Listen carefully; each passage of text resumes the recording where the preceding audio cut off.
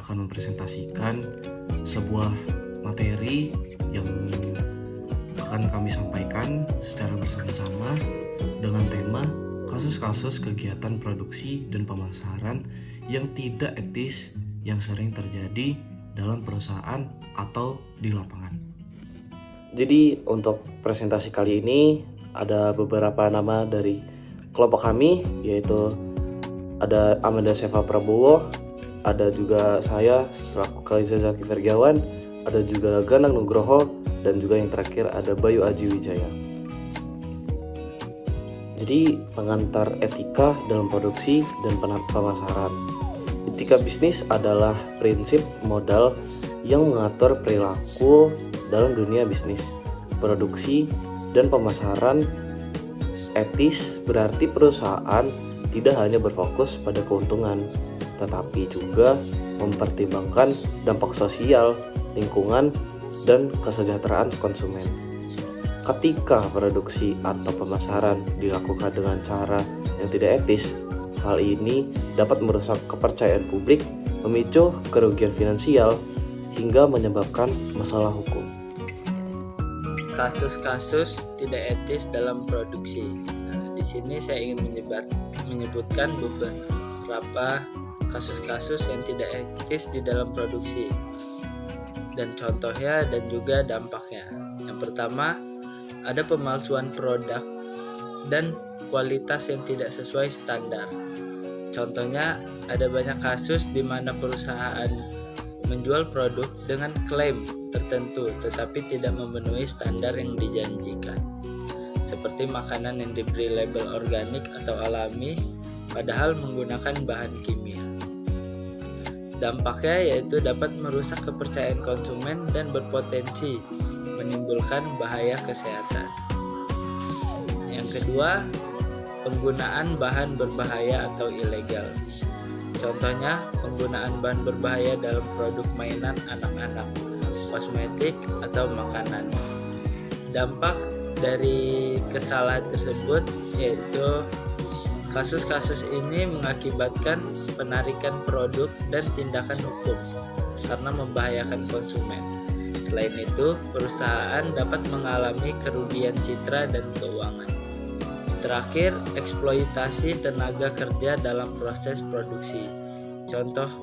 Contohnya, eksploitasi buruh di pabrik-pabrik di negara yang berkembang dengan jam kerja yang panjang, upah rendah, dan kondisi kerja yang buruk. Dampaknya yaitu eksploitasi ini seringkali mendapat kecaman dari masyarakat internasional dan dapat menyebabkan pemboikotan produk. Selanjutnya adalah kasus-kasus yang tidak etis dalam pemasaran. Kasusnya ada dua. Yang pertama, iklan menyesatkan dan klaim palsu. Sebagai contoh, iklan suatu produk kecantikan yang mengklaim hasil instan atau manfaat kesehatan yang berlebihan padahal tidak terbukti, sehingga menimbulkan dampak seperti konsumen yang merasa tertipu dapat mengajukan tuntutan hukum atau meninggalkan merek tersebut, yang mengakibatkan hilangnya pangsa pasar dan reputasi perusahaan.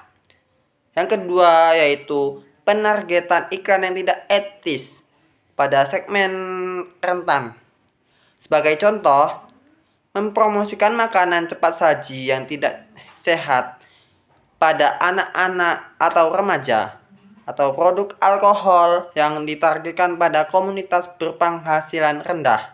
Sebagai dampak, perilaku ini dapat berujung pada masalah kesehatan masyarakat dan menciptakan dampak negatif pada komunitas yang ditargetkan. Selanjutnya adalah dampak jangka panjang dari praktik tidak etis.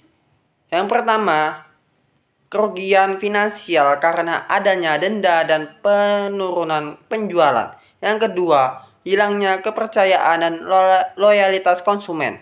Yang ketiga, reputasi perusahaan yang buruk yang membutuhkan waktu lama untuk diperbaiki. Yang terakhir itu potensi tuntutan hukum yang bisa berujung pada hukuman berat. Selanjutnya yaitu ada upaya mengatasi dan mencegah praktik tindak etis. Yang pertama yaitu ada pendidikan etika untuk karyawan. Mengadakan seperti pelatihan etika bagi semua karyawan untuk memastikan bahwa mereka memahami nilai-nilai perusahaan di perusahaan tersebut. Yang kedua yaitu ada pengawasan internal yang ketat. Menyusun kebijakan dan audit reguler untuk memantau praktik produksi dan pemasaran. Yang ketiga yaitu ada transparansi dalam komunikasi dengan konsumen. Membuka jalur komunikasi langsung dengan konsumen untuk mendapatkan masukan dan juga kritik.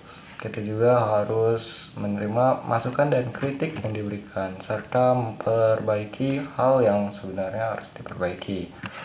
Yang selanjutnya ada kepatuhan terhadap standar dan regulasi. Memastikan produk dan praktik pemasaran sesuai dengan peraturan pemerintah dan juga standar industri yang ada di perusahaan maupun di Indonesia. Oke, mungkin sekian materi yang kami dapat sampaikan di dalam presentasi kali ini. Kurang lebihnya mohon maaf bila ada salah kata ataupun pengucapan. Kami dari kelompok kami sekian, dan semoga presentasi ini dapat memberikan edukasi maupun pemahaman untuk kalian semua yang menonton. Terima kasih sudah menonton dan menyaksikan. Terima kasih atas waktunya. Sekian, terima kasih. Wassalamualaikum warahmatullahi wabarakatuh.